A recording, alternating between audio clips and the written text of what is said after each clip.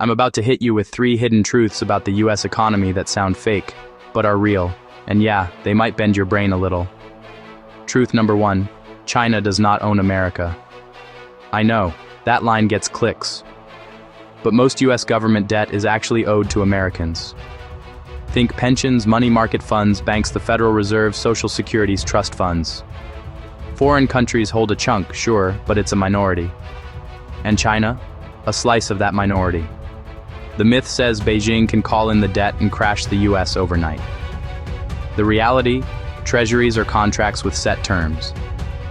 You can sell them on the market, but you can't demand early payback like a loan shark. If China dumped bonds, prices would drop, yields would spike, and China's own holdings would take a hit. The bigger shock? The US owes more to itself than to the rest of the world. That's how a reserve currency system works. Truth number 2, America doesn't make anything anymore is a myth. It feels true because factory towns lost jobs. But output and jobs aren't the same story. US manufacturing output, adjusted for inflation, has stayed near record levels in many categories. What changed is how many people it takes to make stuff. Robots, software, global supply chains, fewer workers can produce way more. A half-empty plant can crank out more than it did 20 years ago. Another twist.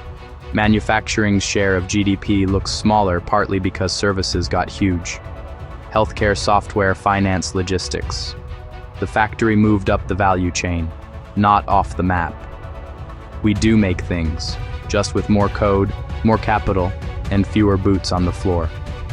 Truth number 3. The stock market is not the economy, and most Americans don't ride the rally.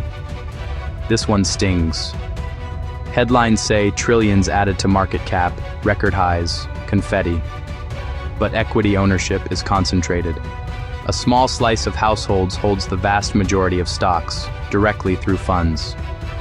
The median family's exposure is modest, often just a 401k. So when the S&P pops, it's not the same as your grocery bill getting cheaper or your rent going down. The real economy moves on a different clock. Wages, small businesses, housing costs, childcare commutes.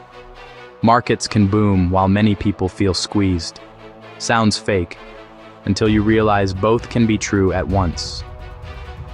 Let me myth bust all 3 in one line.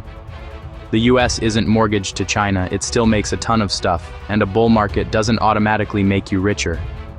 Why does this matter?